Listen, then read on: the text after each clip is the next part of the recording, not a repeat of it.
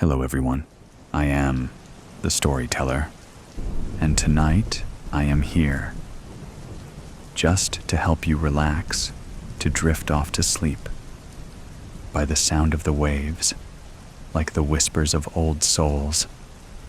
I know you have come to this video not just to hear the story, but also to find a deep, peaceful sleep. But before we begin, please gently like the video and subscribe to the channel so I can continue to tell you strange stories under the dim moonlight. Where are you from? And what time is it where you live? Just relax. Let your body relax. Put all your worries down by your pillow. Let me take you into a world of mysteries where the wind and the waves mingle, and unsolved mysteries are waiting to be told. Are you ready? Way, Terminal, Dread 1. The announcement. The loudspeakers crackled to life, sending a sharp hiss of static through the cavernous, dimly lit terminal. The noise was jarring, a sudden intrusion in the uneasy silence that had settled over the travelers, who were slumped in their seats, fatigue etched deeply into their faces. The endless delays had worn them down, and now they were too exhausted to glance up.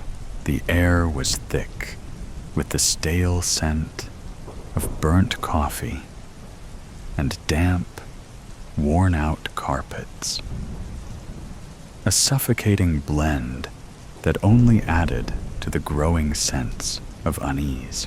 Then, the announcement came, each word clear, yet eerily mechanical, carrying a disquieting undertone. Attention, all passengers. Due to some unforeseen circumstances, all flights are cancelled indefinitely. Please remain in the terminal. Do not leave the airport. We apologize for the inconvenience. The voice was devoid of emotion, a cold, detached command that sent a ripple of unease through the crowd. Murmurs of frustration, tinged with fear, spread among the passengers, their voices rising and falling like the tide. Overhead, the departure boards flickered, the once orderly rows of destinations and times now spiraling into chaos as every flight switched from delayed to canceled. The fluorescent lights above seemed to dim in unison, their sporadic flickering casting long, jittery shadows across the floor. The terminal, once bustling with the energy of travel, now felt vast, cold, and hollow. A tomb of missed connections and lost hope. To the unseen, hours dragged on, though no one could tell whether it was hours or mere minutes. Time had lost its grip, slipping through the cracks like the insidious cold that seeped into the bones of those huddled in the terminal. People tried to make themselves comfortable, reclining awkwardly on the hard, unyielding plastic chairs, some curling up on the cold, unforgiving floor. Others wandered aimlessly, their eyes hollow, faces pale under the flickering lights. The airport staff, usually a constant presence, had vanished without a trace. The food courts stood empty, their colorful signs now dark, and the enticing smells of food had long faded. Even the ever-vigilant security personnel were nowhere to be found. The only sound was the low, relentless hum of the air conditioning. This dull drone draped the terminal in a blanket of oppressive silence. Occasionally, the rustle of a traveler shifting uncomfortably, or the faint tap of rain against the massive windows broke the quiet. Still, these sounds only served to amplify the growing sense of isolation. The terminal's once familiar noises had transformed into something alien and unsettling. A young woman, clutching a frayed boarding pass like a lifeline, approached the information desk, her footsteps echoing eerily in the empty space. "Excuse me?" she called out, her voice trembling as it reverberated off the walls, swallowed by the emptiness surrounding her. "Is anyone here? What's going on?" Her voice lingered in the air, unanswered, before fading into the void. She turned back towards the scattered passengers, her heart pounding. Then, something caught her eye, a fleeting movement in the glass's reflection, a quick and fluid shadow slipping away into the dim corridors leading to the gates. She spun around, eyes wide, but saw nothing. The same lifeless scene. Yet something had changed. The air felt thicker, heavier, charged with an unseen menace. It was as if the terminal itself was watching, waiting. Others began to sense it too. Paranoia spread like a contagion, infecting one passenger after another. Whispers grew in intensity as people shared their sightings. Dark shapes glimpsed from the corner of their eyes, only to vanish when looked at directly. A man, pale skin glistening with sweat, swore he saw a figure. No, something, standing in the shadows near the baggage claim, its eyes gleaming with a cold, malevolent light. His voice cracked as he recounted the encounter, his gaze darting nervously around the terminal, as if expecting the shadow to return. 3. The departure. The terminal descended into a deeper, more oppressive gloom as night fell. The few remaining lights flickered and buzzed, casting long, wavering shadows that seemed to stretch and twist in unnatural ways, their edges fraying as if they could reach out and ensnare the unwary. The temperature dropped, a biting chill creeping into the air, chilling the travelers. It was a cold that wasn't just physical. It carried the weight of something ancient and malevolent, something that didn't belong in the world of the living. A family huddled together near a gate, the mother clutching her children tightly, her eyes wide and wild as they darted around the room, watching the shadows with growing terror. A businessman, his suit now wrinkled and his tie askew, paced frantically near the exit doors, tugging at his tie, as if it were strangling him. Others remained rooted to their seats, too afraid to move, their eyes heavy with exhaustion, yet wide open with fear. Sleep was not an option. The darkness held many unknowns and unseen threats. Then, a sound came from deep within the terminal. A low, rhythmic thudding. Distant at first, but growing steadily louder. It was the sound of heavy, deliberate footsteps echoing through the deserted halls. But these weren't the footsteps of a person. They were too slow, too heavy, and each step seemed to reverberate with a dull finality, like the tolling of a death knell. Panic erupted. People screamed, bolting in all directions, their frantic movements chaotic and disoriented as they searched desperately for an escape.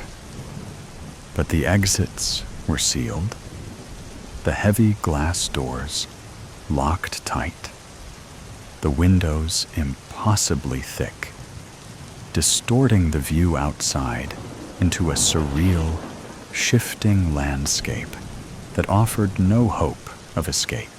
The shadows were no longer content to linger at the edges. They moved with purpose now, fluid and sentient, slithering along the walls, creeping beneath doors, stretching across the floor like dark tendrils seeking out the terrified passengers. One by one, the travelers were claimed. The shadows reached out, ensnaring them and pulling them into the darkness. Their screams echoed briefly, only to be abruptly cut off as the shadows engulfed them and dragged them into the abyss. Those who tried to hide found no sanctuary. The shadows seeped into every crack and crevice, relentless in their pursuit. The terminal became a hunting ground, the shadows of the predators and the passengers their prey. For the truth, the terminal was silent once more, save for the occasional crackle of the intercom and the distant, echoing thuds that marked the end of yet another life. The air was thick with the lingering scent of fear and despair, a miasma that clung to the walls, the floor, and the air itself. Then, as if in response to the bloodshed, the final announcement came, its tone eerily calm, almost soothing. This is a final boarding call for Flight 66. Passengers, please proceed to Gate D for immediate departure. A small group remained, huddled together, their bodies trembling with exhaustion and terror. They stared at each other with hollow eyes, their faces pale as the full horror of their situation sank in. The gate mentioned in the announcement was at the far end of the terminal, a place none had dared approach. It had always been shrouded in mystery, blocked off by barriers that hinted at endless construction, yet no progress was ever seen. Now, the barriers were gone, revealing a long, dimly lit corridor that led to a single gate. The gate loomed ominously at the end of the corridor, its door slightly ajar. A harsh, unnatural light spilled out from within, bathing the area in an eerie glow. The light was too bright, too white, too wrong. It wasn't the light of salvation or escape. It was the light of something far more sinister, a beacon drawing passengers into the unknown. Compelled by a force they couldn't resist, the survivors began to move toward the gate, their feet dragging as if weighed down by an invisible burden. The closer they got, the more they felt their very essence being pulled from them, their bodies dissolving into the shadows, their souls ripped from their forms and dragged into the eternal void that awaited beyond the gate. As the last of the passengers crossed the threshold, the terminal plunged into complete darkness, the oppressive silence broken only by the faint, lingering whispers of the lost.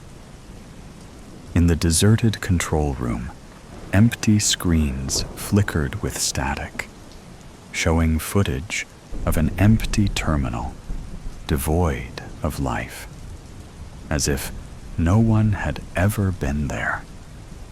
Now, a silent, empty shell, the airport waited patiently for the next group of unsuspecting travelers, ready to ensnare them in its endless, inescapable darkness. The intercom crackled one last time, then fell silent. Outside, the world continued, blissfully unaware of the horrors within the terminal. Inside, the shadows waited, patient and hungry, knowing that sooner or later, more victims would arrive, forever lost in the terminal's eternal one book. Wonder.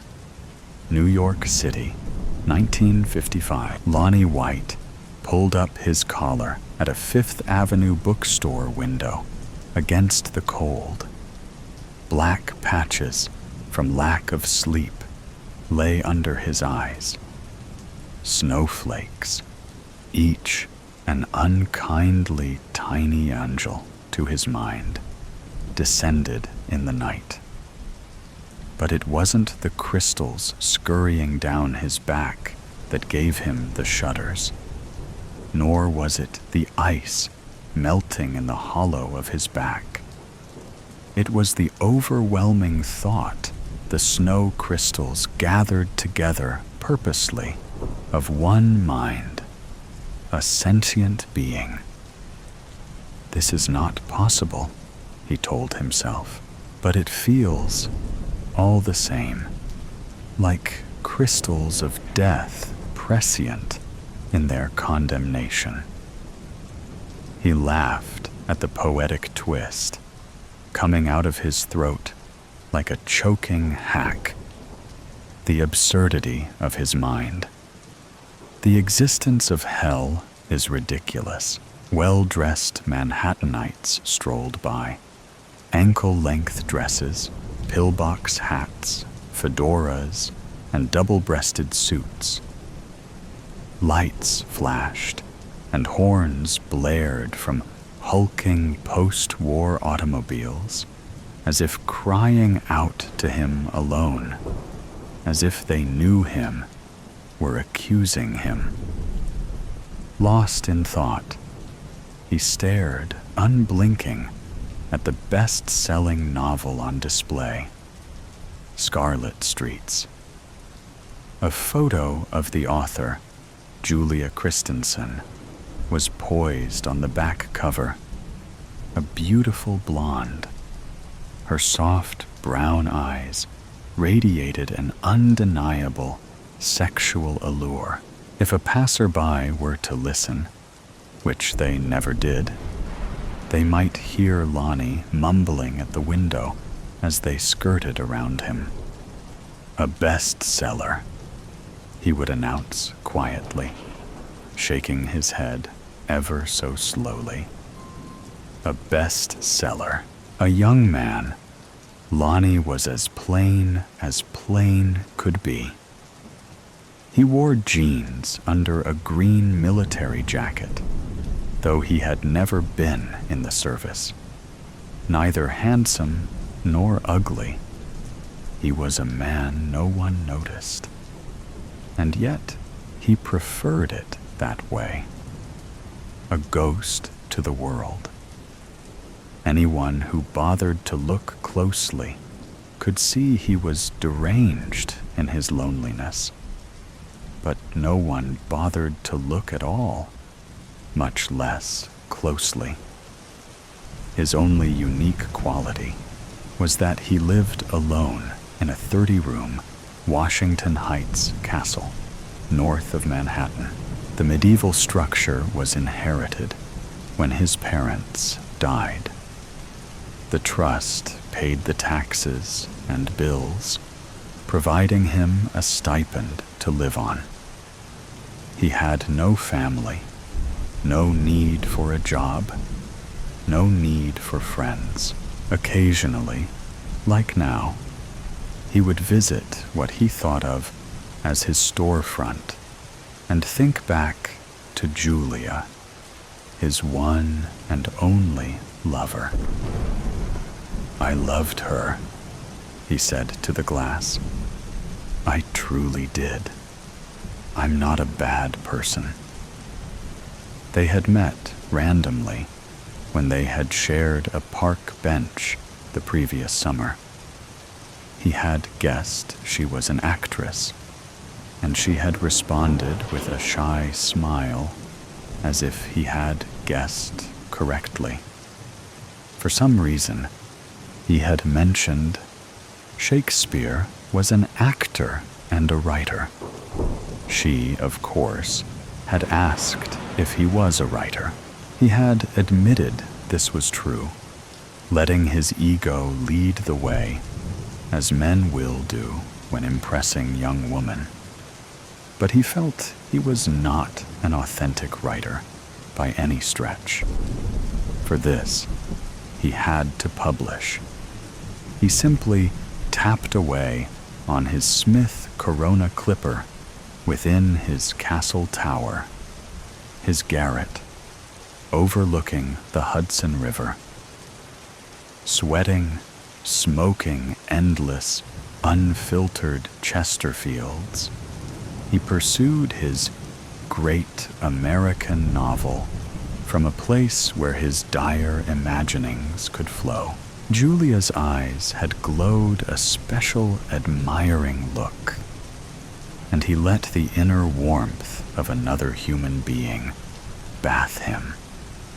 Much to his surprise, they struck a friendship which began with meeting for coffee in the village and eventually moved on to lovemaking in her apartment.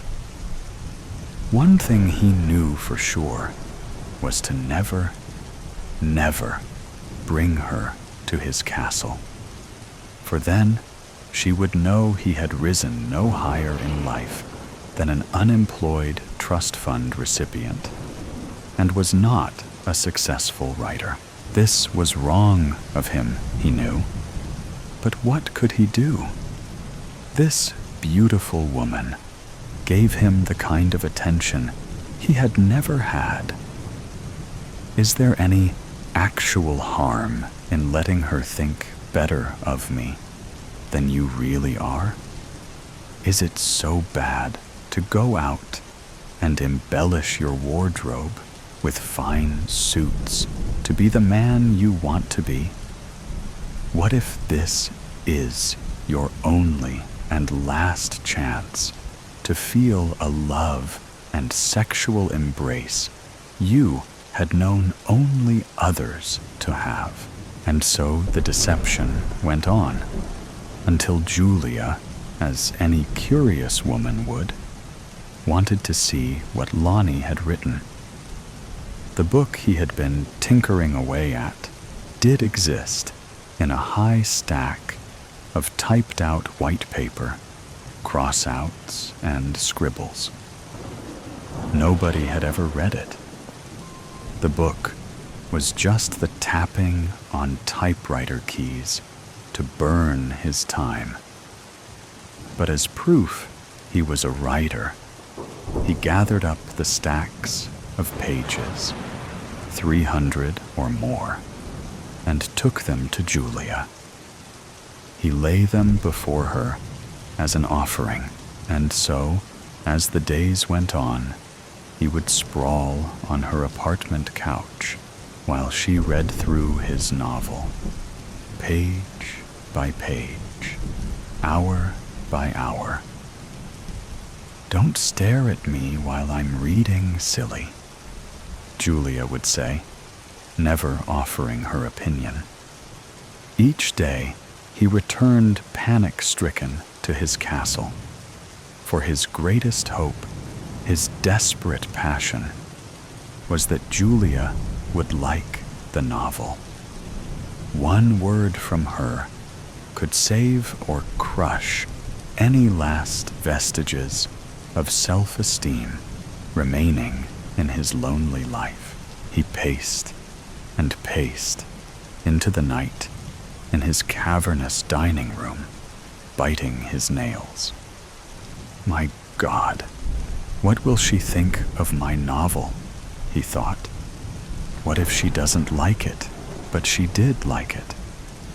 And more than just liking it, she had a friend who she thought could publish the work with the oldest publisher in New York, a specialist in suspense and murder. To Lonnie, this seemed beyond comprehension, beyond any imaginings of success he could think of or even dream. "Yes, yes, yes," he pleaded. "Anything your friend can do, do." And so he released the pile of pages with Julia to take to her friend. In just 2 short weeks, Julia had word back from Bill. Could Lonnie meet her at her apartment? But it was only later, when she was across from Lonnie in a red leather booth, sipping her gin martini, fresh from their lovemaking, a pink glow glistening on her cheeks, that she said, "I have some news about your book." Lonnie was speechless. He stared, transfixed on her siren's face, her blonde hair cascading in Lonnie's imagination, just the hint of a rise and fall of her breasts under her white blouse. "The manuscript is accepted for publication," she said. This was beyond happiness for Lonnie to hear. The novel, and only from Julia's connections, would become a success. Life was truly grand. "But there is one thing," Julia said, her delicate nails holding a martini glass. "Bill says the marketing of the book is crucial. He won't back it unless we have the right, how did he put it? Image. That's it. The right image." Julia laid out the requirements. "The author needs to be a woman. Me, actually. You have to understand how important this is. Bill says books sell with sexy authors. And you, Lonnie, well, as much as I love you, do you want the book to be successful? It could make a lot of money." At first, Lonnie thought, "No way will I let my book go to a publishing house unless under my name." But then he also thought about what he would walk away from. Lonnie was simply a hobbyist writer. Sure, now that he knew a publisher was interested, he could send it out to multiple publishers. and maybe find someone else. But with Julia as the author, he had something else. He had Julia. He had the last and only pleasure he would ever find in a woman. A woman who would likely be offended if he didn't do things her way. A woman who he didn't want to risk losing. It was decided. Julia Christensen would be the author, Lonnie the ghostwriter. Do you think it would be a good idea to send it out to other publishers? Lonnie asked. Julia bristled, her eyes staring down. Maybe, if you don't trust me. This, of course, settled it. The book came to market, and at first went nowhere, but slowly gained traction as a sleeper with a growing readership. A tragic murder mystery with a twist. Heart-rending, the New York Post book summaries said. And so, in 6 months, the book climbed into the bestsellers and became, by all appearances, a blockbuster. At least it was successful from Lonnie's view, reading the trades and watching Julia Christensen on the talk shows. The book is a hit. A tremendous hit, Julia said, after dragging her upper teeth against her lower lip. Lonnie stared, mesmerized. They were perched on Julia's new kitchen island.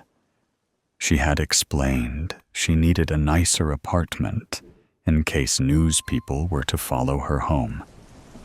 Image, she explained, was everything. Lonnie fidgeted in his chair. It seems like we should get an advance or something. Julia flipped her right hand as if swiping a bothersome mosquito. All the money went to marketing, dear. Lonnie took in the marble kitchen island, the lavish oriental rugs, the view of Manhattan. Hesitating like she had remembered something, Julia said, "You'll see. The truth is, I wouldn't even have taken this apartment if Bill hadn't insisted. I've never met Bill. Soon, honey, soon. You'll like him." Within a few months, Lonnie was leaving messages for Julia, and she wasn't calling back. What could be wrong? True, it might offend her, but he decided to stop by. How else could he see her, set things right? He knew she was busy, but this was only fair. A man Lonnie had never met answered the apartment door. "My good man, you must be Lonnie," he said. Lonnie could smell greasy hair tonic.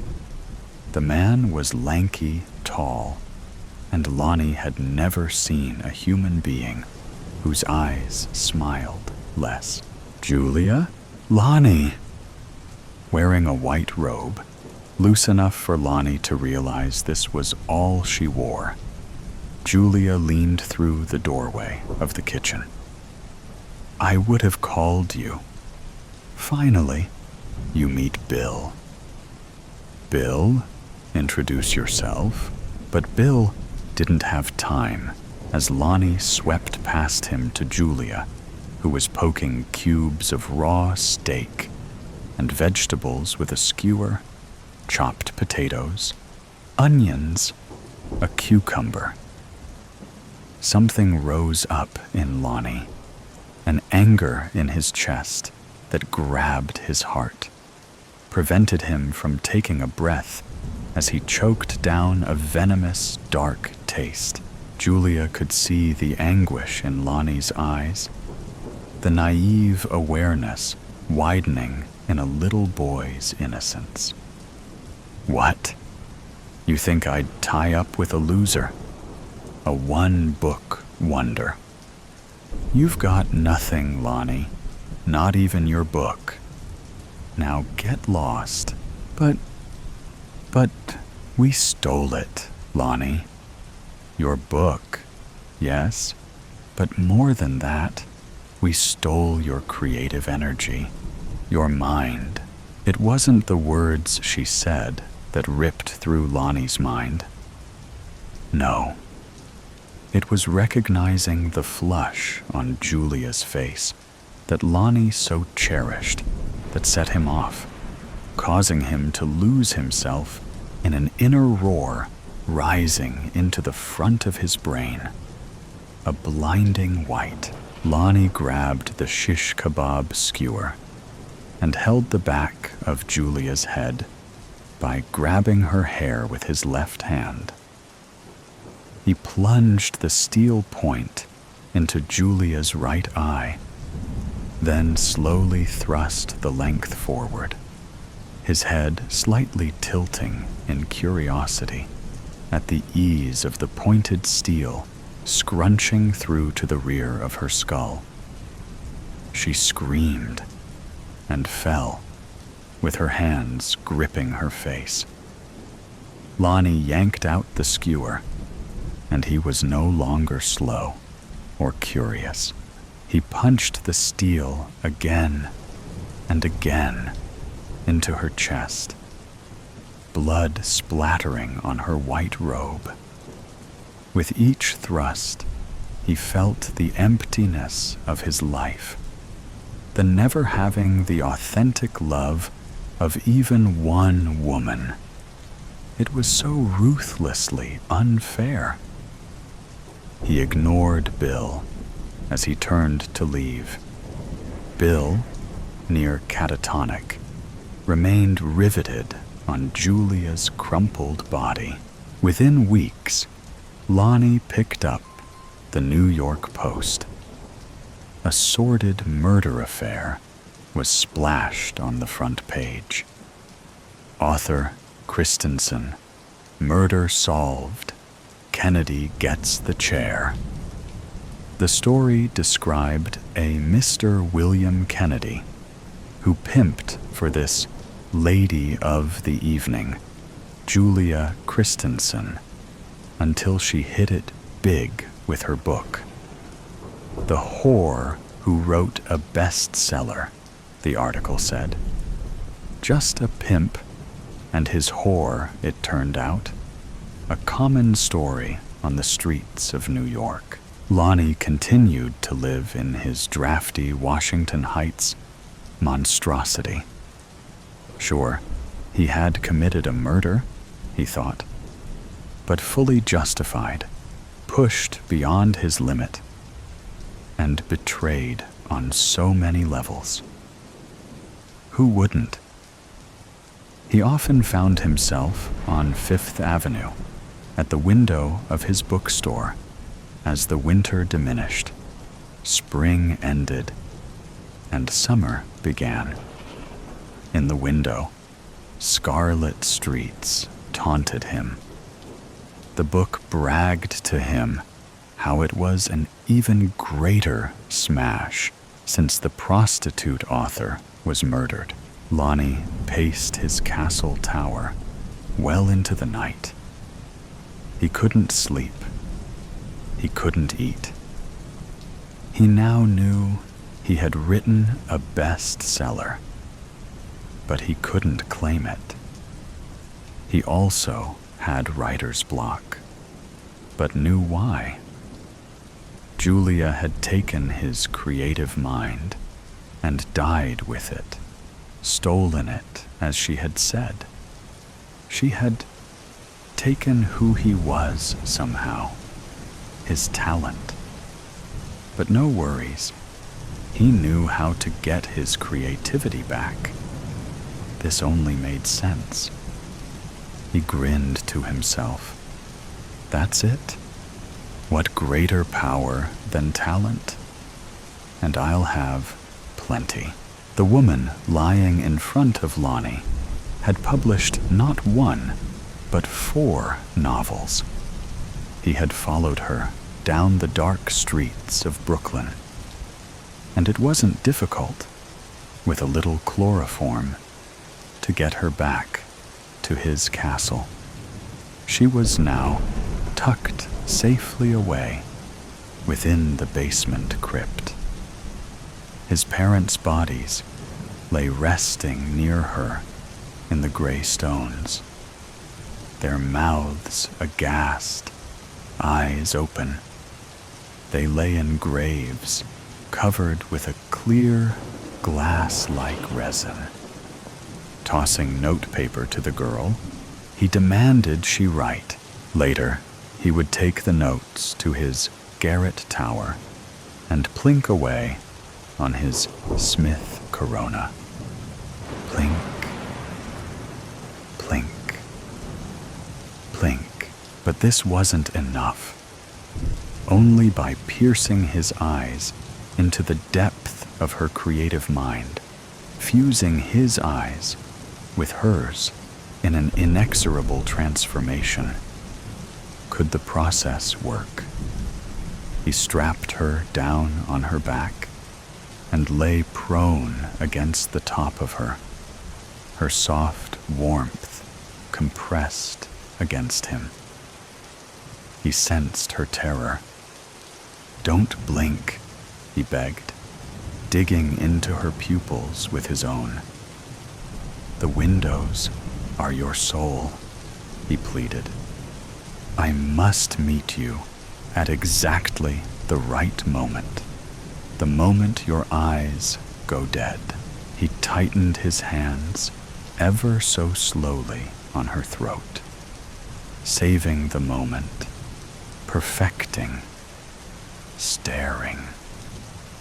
As the girl's eyes died, he could feel her talent moving to his own mind, exquisitely. The tiny angels of a sentient being joined him, the ice crystals, the snow. Once completed, he could feel his creativity soaring. He couldn't wait to go to his garret, couldn't wait to join his Smith Corona. But first, some business. This was only out a respect. He honored her with her own place and lay her carefully, lovingly, he felt, in an open grave, the row his parents lay in. Covering her with clear resin, she formed a sanctuary of her own, her face aghast, mouth open, eyes seemingly aware. But even while doing so, he tried not to dwell on the acid in his stomach. The burst of talent she'd given him would play out. When the time came, he knew there was only one way to refill his creativity. The snow talked to him, beckoned him on. The crystal angels. In the morning light, the earlier days of the apocalypse was only chaos. Death and smoke gripped the air. I could feel it stale all around me. It coated my skin, my clothes, my hair. Fear pulsed through every vein. Terror gripped every muscle. Dread gnawed every brain. It was melted into the eyes of everyone you passed.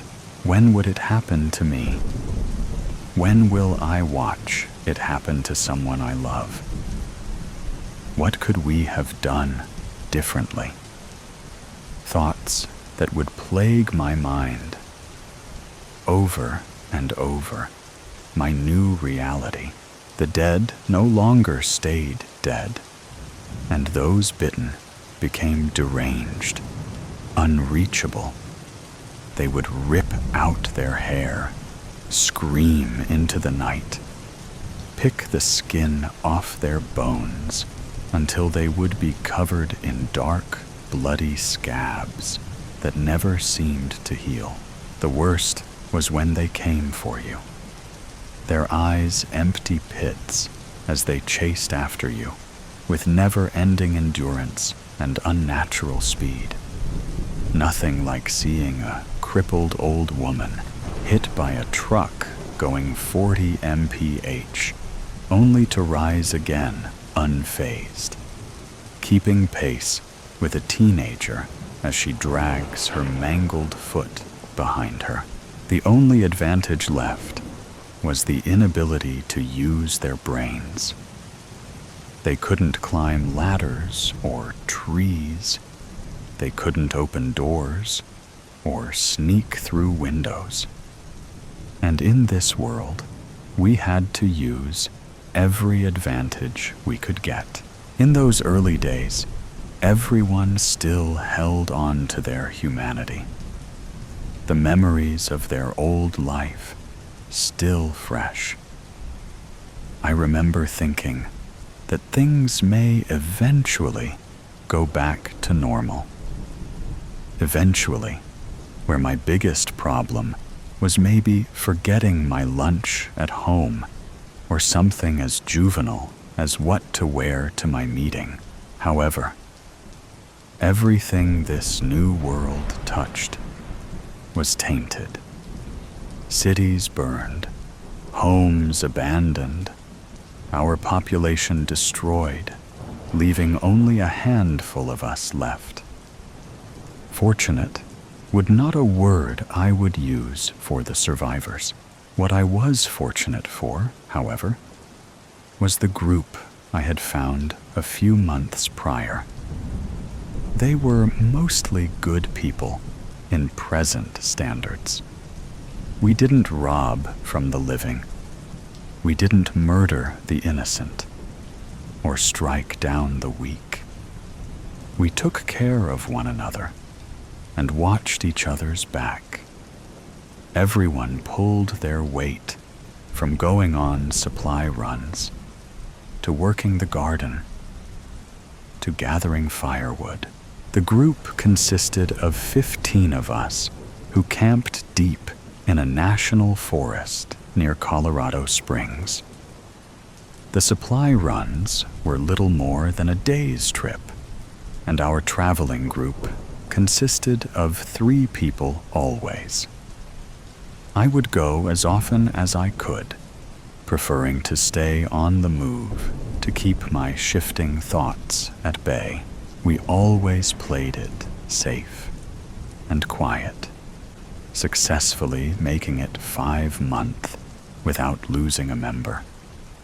This should have brought me an ounce of comfort, that it has been a while since we lost someone, so it must mean we were getting wiser.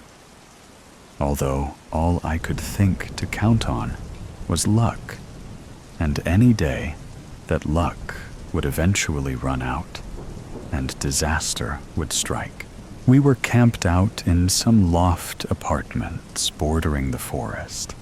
Paul was on watch duty, while Libby slept on the couch adjacent to mine. I remember falling asleep with blankets wrapped around me that reminded me of a moldy scent that used to cling to clothes that were left in the washer longer than they should have been. It used to bother me using strangers' belongings like their clothes or blankets, especially when the entire place still smelled of old cigar smoke. However, I came to be grateful for the comfort of being in a semi-safe, warm spot for the night. I woke with a jerk, jarring myself out of my typical reoccurring nightmare. Sweat forced my dark hair to cling to my forehead. Panting, I mindlessly reached for the weapon beside me. My hands found only a butcher knife I snagged from the kitchen before falling to sleep. Remembering I had given Paul my handgun for his rotation of watch, since it was less bulky than the shotgun he often slugged around. I tried to calm my racing heart, but something had just felt wrong. I looked over, seeing Libby's still sleeping form. I started to stand, wondering how long I had been asleep. Surely Paul was well past his shift. I reached the window, pulling back the blinds to find gray light pouring through the opening. My heart sank. Paul was supposed to wake me hours ago. I didn't see him anywhere in the still, dark living room. I silently walked over to Libby and gave her a gentle shake before stepping back, knowing she slept with a knife under her pillow. She sat up with a gasp, her blonde hair frizzing out from her worn braid. Something is wrong. Paul should have woken me hours ago. She stared at me blankly, my words taking a few seconds longer to comprehend as she shook sleep from her mind. "Where is he?" she asked, blinking vigorously. Her green eyes roamed the shadows of the living room. I had liked Libby from the moment I met her a few months prior. She had found us on her own, days after losing her partner to a minor infection that would have only required a throughout cleaning and maybe a few antibiotic before the outbreak. I've never asked, but she couldn't be much younger than me, her youth apparent in her round cheeks. Paul, on the other hand, was well older than us bother. He looked closer to my father's age, gray hairs dusting his hair and reaching down into his beard. It was out of character for him to wander off on his own. We survived by following strict rules that I know that he knew, because I had gone on more runs with Paul than anyone else in the group. "I'm not sure. Help me look around?" She nodded and tossed her blanket to the side, wobbling a bit as she stood. Once we were sure that he was nowhere inside, my cold panic really did begin to take hold. We quickly gathered our limited supplies. I carried Paul's shotgun and bag with mine, thankful that he had always packed light. Outside, the light from the sun began to coat everything in a golden hue. The chilled, damp air hung from everything from the night before. I moved as silently as I could, keeping my eyes peeled for any sign of Paul.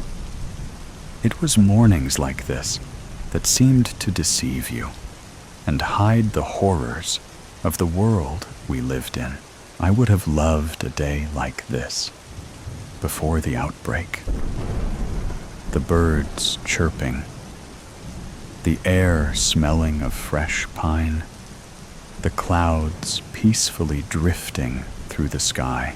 If only a heavy sense, a dread, didn't cling around me, throat like a noose. I rounded the corner of one of the buildings, with Libby close behind. Before me stretched a courtyard. A few trees stretched tall, casting long shadows. The trees were surrounded by a few dry patches of grass and shrubs. I had to shift my head a bit to the right, but I saw him standing there, maybe 50 feet away. His name was on the tip of my tongue. It was nearly out of my mouth in a whisper before something slammed my jaw shut. The way he stood gave me pause. His neck seemed to hang from his shoulders, the way he stood, his arms dangling empty at his sides, unmoving. I began to reach out to stop Libby, but before I could, she slammed into me. The knife she gripped in her hand clanged loudly through the still air into the shotgun strapped to my back. The breath in my lungs left me like someone had just punched me in the stomach. I looked to where Paul stood, horror clogged in my throat, as his head whipped towards us. What had happened next came in a blur. Minutes passed in seconds, my body numb as my instinct took control of my muscles. I grabbed Libby's arm and began to sprint as fast as I could. We ran across a street, hearing Paul's footfalls quickly gaining on us. I refused to turn around. I didn't trust blindly running into one of dark doorways that could hold any number of threats. Instead, my eyes scanned for anything we could climb. Relief spread over me as I spotted a ladder that hung from one of the buildings. I urged Libby ahead of me, letting her climb the ladder first as I turned, planting my feet. I raised the rifle, cocking it back before aiming it at Paul's head. I fired before my fear could choke me. His nearness unsettled me. He dropped hard to the ground, unmoving and lifeless, his body skidding against the pavement, twisting unnaturally as it landed.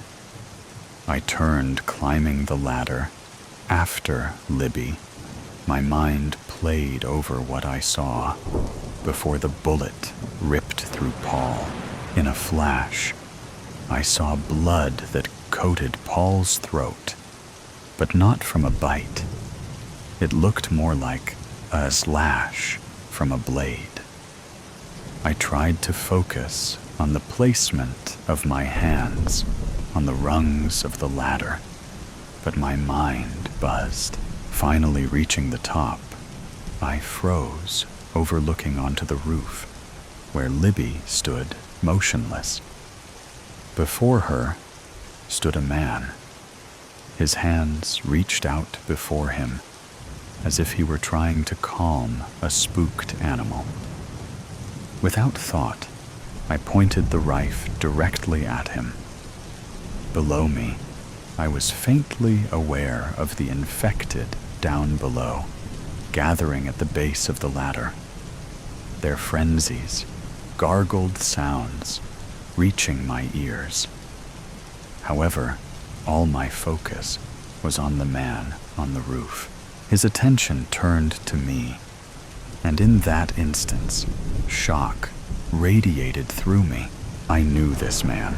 I recognized his dark brown eyes from another lifetime ago, when his eyes didn't hold circles, bags, and his skin seemed to hang from his bones. He had worked in my department. For years we had walked the same halls and attended the same meetings. His name formed on my mouth without though as I slowly lowered the rifle. Jesse? His eyes widened at the sound of his name. He lowered his arms. He looked different, almost unrecognizable, as he stared back at me. Libby and I joined him on the roof. Libby silently sat, staring blankly ahead towards the slow-moving clouds. I, however, stood with Jesse, staring over towards the small town that was now crawling with infected. their screams and snarls echoing through the streets below. "Bad call, firing the rifle," Jesse said. His word came out a harsh whisper. His tone disturbed me. No person was the same after the outbreak, but something about Jesse seemed off. Hysteria seemed to have set into his once warm eyes. His jerky movements made me feel as if he was close to the edge of insanity. This man was not the one I had known in my life prior. I wanted to take Libby and leave as soon as I could, but the streets below were unsafe. I tried to calm my nerves and talk soothingly to the man, giving no indications to my fear other than the bullet already loaded into the chamber. I know I regret it now, but I just wanted to give us enough time to reach the ladder. His hand twitched at his side. "Well, look what you did." He angrily pointed at the street below. When he moved his arm, my gaze drifted to his hip, where a gun poked from waistband. I had noticed it before, however. Now I could see it now in detail.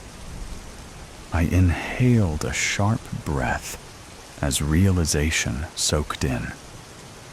I grabbed the shotgun, slowly bringing it around to my front. The motion caused his head to snap in my direction. "Where did you get that gun?" I asked, my voice coming out shaky. Anger twisted his face as he grabbed it the same second I took aim with the rifle. Libby stood swiftly at the quick change of our position. The gun he held was my gun, the one that I had given to Paul the night prior. "I found it," Jesse said, his voice coming out in a snarl. The image of Paul running towards me replayed in my mind. His throat slit. "You killed Paul," I said, bothered by how my voice quivered. Jesse shook his head hard, as if he were trying to shake a thought out of his head. His arm twitched again. Nausea rolled up my throat, terrified of this crazed man before me.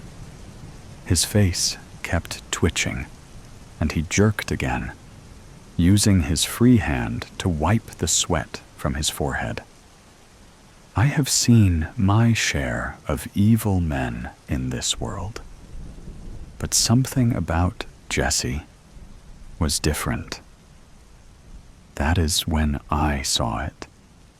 A trickle of blood running down his forearm, poking out from his sleeve, was just the outline of a bite mark. "You're infected, aren't you, Jesse?" Anger contorted his face again as I said his name. He was on the edge of turning. I could see that now. His twitch movement, his sunken eyes, his pale, sweat-soaked skin. All signs that a person was infected. I placed my hand on the trigger, ready to pull it, well aware that if I fired then he would too. We would most likely both go down, and Libby would be alone. However, at least she would be alive. "Don't do this. Please." My voice came out hoarse, pleading. Just then, something shifted in his eye. Clarity. For just a brief moment, the old, kind Jesse I knew was there. "I'm sorry." He looked scared. Then he pulled the gun back, aiming it at his own head, and fired. The force knocked him sideways, and I watched as his body tumbled over the side of the roof. Libby let out a shriek as I stood in silent horror. My hand clamped over my mouth. I ran to the edge, peering over at his disfigured body as it lay 3 stories down. It took only seconds for the horde to surround him and began ripping into his flesh. I stepped back, nearly tripping on thin air. I seen some dark things. I was no stranger to tragedy. However, it was something I could never get used to. The sound of his croaking apology replayed in my mind. Sorry for what? For killing Paul? For not making his bite known sooner? I wondered if he had even known what he had even done to Paul. I know the infection took hold before the person was completely lost, stealing bit by bit until there was nothing left. I knew I would see Jesse again. He would eventually join me in my nightmares, like all the others. Him and Paul would haunt me until I met my own fate one day. The guinea pigs. Dr. Travers ticked all the boxes on my consent form, and peering over his glasses, assured me an arm transplant was standard practice. I perform 10 a day, he said, handing me the paperwork. They're a piece of cake. Really? For sure, he said, indicating where to sign. It's just brain surgery that gives me a headache. Stella. The anesthetist rolled her eyes, sighed, and asked if I'd any allergies. None, I replied, scanning the small print. That's just perfect, she said, clearing her throat. Would you prefer gas and air, or the full works? What's the norm? I said, catching her eye. That depends, she smiled. Are you squeamish? Chauza. When I signed up for military service 5 years ago, I'd selected the BAGS health insurance option. Biologically Accelerated Growth Systems, or BAGS, for short, was a third-party company pioneering an experimental limb replacement scheme. The government initiated the idea, and the Ministry of Defense embraced the concept to counteract the ongoing threat of IEDs. In the event of a severe injury or amputation, they promised us rapid treatment and substitute limbs. All they required from volunteers were 2 pints of blood and sufficient genetic material to cultivate a trauma clone in their body farm. It made sense, and I had nothing to lose, hopefully. I have to admit that the lure of the extra pay motivated me when I signed the forms. Any potential injuries gained in active combat were far from my mind, and further complications seemed a remote possibility. It was during the 6 months of basic training I discovered no else had enrolled for the BAGS insurance policy. Perhaps everyone reckoned the scheme was just a gimmick. Maybe I'd misread the caveat on the consent form about transplanting living tissue. I mean, it never occurred to me I'd meet the limb donor face to face. Tutua, my last tour of duty, occurred in April 2015, around the time jihadist fighters released a video of the ancient city of Nimrud erupting in a cloud of dust and smoke.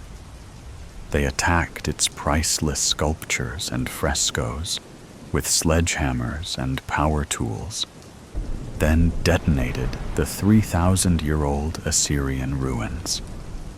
The wanton demolition came amidst a wave of attacks on Allied forces in Iraq. I lost my left forearm in Nasiriyah, about 360 clicks south-southeast of Baghdad, near the ruins of the ancient city of Ur. Sergeant Albury snagged his boot tip on a tripwire and didn't stand a chance. He was toast in an instant, poor sod. I was next in line, and the landmine's devastating blast threw me across the street. So much for the cradle of civilization. There was little below my left shoulder when I regained consciousness in the field hospital's ICU. The duty surgeon said I was under the knife for 10 hours and told me I was lucky to be alive. He expected a full recovery, having extracted a bucket of the shrapnel from my vital organs, although he expected roving fragments to surface over time. "If you have any further issues," he said, picking his teeth, "I'm sure your regiment's medics will sort you out." Yeah, right, I thought. But you know what? He wasn't wrong. A serious-minded BAGS employee in an expensive suit attended my bedside the following day and explained the benefits of my policy. He presented a convincing case for urgent action and applied for a consultation on my return to base. I waited 6 weeks for an appointment to discuss my suitability for a limb transplant. Dr. Travers was frank. Either he operated forthwith, or I faced an interminable desk job back at HQ and no more active duty. "Are there any risks?" I asked. "The odds of rejection are slim," he said, frowning. "But better than your career prospects as a shorthand typist." "Point taken," I said, considering my disadvantage. Dr. Travers glossed over the matter of sourcing and matching a spare limb. "It's not all about physical compatibility," he said. "There's the psychological aspect to consider." I recall biting my lip when he explained a typical post-op response. "It'll be disconcerting and may feel as if it doesn't belong to you," he said. "However, just remember, an unfamiliar appendage is far better than the alternative." I'd no time to worry about the details because my allotted day in the operating theater happened within 48 hours. I didn't sleep the night before and entered the theater feeling lightheaded, having followed the nil-by-mouth instruction beforehand. Stella performed her last checks before a nurse handed me a surgical gown, and Dr. Travers scrubbed his hands while we waited for the trauma clone. The freezing cold hiatus on my back in the theater, wearing only a starched cotton gown, was the longest hour of my life. I was covered in goosebumps and shivering from a cold sweat when a masked nurse poked a gurney through the theater's swing doors. She appeared without a drum roll or fanfare, as if she was shoving a burdensome shopping trolley out of a supermarket. The nurse halted parallel to my surgical table, kicked down the brakes, and whipped off the thin sheet to reveal my doppelganger's naked body. It was wired up to a cluster of electrical body monitor pads and strapped down to the metal bed with sturdy leather belts. The left arm sported thick red pre-surgery symbols that looked like a gang member's colors and hanged loose and lifeless above the linoleum.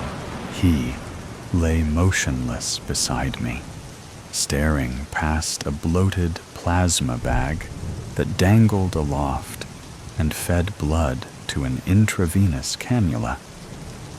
Dr. Travers raised his arms and cracked his knuckles and nodded at Stella. She wasted no time and administered a heavy dose of propofol. I remember her asking me to count down from 10, but don't recall getting past 7. When I regained consciousness, my body double was still next to me, an exact copy, except now the left arm was missing, and there was a sutured wound below the shoulder. His eyelids were closed and motionless, except for an occasional REM flutter, and his chest rose and fell in even-paced undulations, as if operated by mechanized bellows. On closer inspection, the trauma clone was nothing like me. There were neither scars and stretch marks, nor any signs of life's long-term damage. The left arm I'd received was similar in size and shape to my original. I mean, I thanked God for my replacement, despite needing months of gym work to strengthen it. Yes, size-wise, it was a splendid match, and Dr. Travers had done a remarkable job. It's just that, well, I don't know. I guess I'll miss that barbed wire tattoo circling my forearm, and all my ginger freckles too. My ex-wife used to love those silly brown spots. "Nobody's perfect," she'd say. If only she knew she could see me now. The adoption process takes time, Dr. Travers said during our meeting a week later. You ought to be home soon, and you'll adjust in a few weeks. Will it ever feel like mine? I said, flexing my stiff new fingers. Of course, he said, cleaning his spectacles. Besides, I'm only a phone call away if you need reassurance. Dr. Travers couldn't guarantee the pairing process would work, and I had to be prepared for rejection. He outlined likely symptoms in case the donor's hand didn't marry up with my nervous system. It was a long month in the BAGS Institute while I acclimated to my new limb. I followed the physio's guidelines for recovery and adhered to her plan, exercising as much as possible. The Institute's layout was straightforward. The building supported 8 levels, and most floors contained glass-partitioned offices. As far as I knew, the first floor contained the surgical theater and recovery wards, and the windowless ground floor housed the gym storage units, and a boiler room. My first floor ward was empty, and I was alone most days, apart from Nurse Winter's morning welfare visits and meal deliveries, and Dr. Travers' weekly progress checks. I seldom encountered any other members of staff on any of the 8 floors, and met nobody in the gym, pool, or sauna facilities. Apart from intermittent security patrols, there were only a couple of employees engaged in gardening and exterior maintenance work. It was on my last day that we had a power cut, and the building lost its heat and lighting. I was exiting the gym at the time, cast into darkness by the occurrence, and strayed down an unfamiliar corridor. It was about 10 minutes before the green overhead emergency lights kicked in, by which time I found myself in one of the storage units. Somehow, I'd bypassed the security system in the outage and found myself lost in a maze of boxes, sealed containers, and cargo bays. I admit being disorientated by the experience. However, a sudden thought occurred. Until that moment, I'd never considered my trauma clone's whereabouts. Where was he? And what condition was he in? Was there accommodation here? Dr. Travers had led me to believe the Institute looked after and supported my trauma clone. So, why had he forbidden me to talk to him or make contact? I was pondering these questions as I meandered down a gentle sloped vehicle access ramp into the basement. As soon as I entered the lower corridors, I heard a low, stuttering hum of clicks and splutters. I thought it was a chattering mechanical turbine spluttering to life. I was wrong. The noise had an organic quality and enveloped me in slow pulses, like surf dissolving between fractured seashells on a distant shore. I stumbled onwards in the pale amber glow until I could advance no further. The light was emanating from translucent ceiling panels within a glass-walled room. Below it stood motionless figures connected to an upper gantry by a complicated loom of feeding tubes and electrical sensor cables. Life support systems, I imagined. The figures all shared similar characteristics, but differed somewhat in musculature, as if they were cuttings taken from a parent and propagated at staggered intervals. They were all naked and standing in equally spaced rows and columns, like life-sized chess pieces, awaiting a call to arms. There were at least 20 of them, all staring ahead with uncomprehending, glazed eyes and indifferent expressions.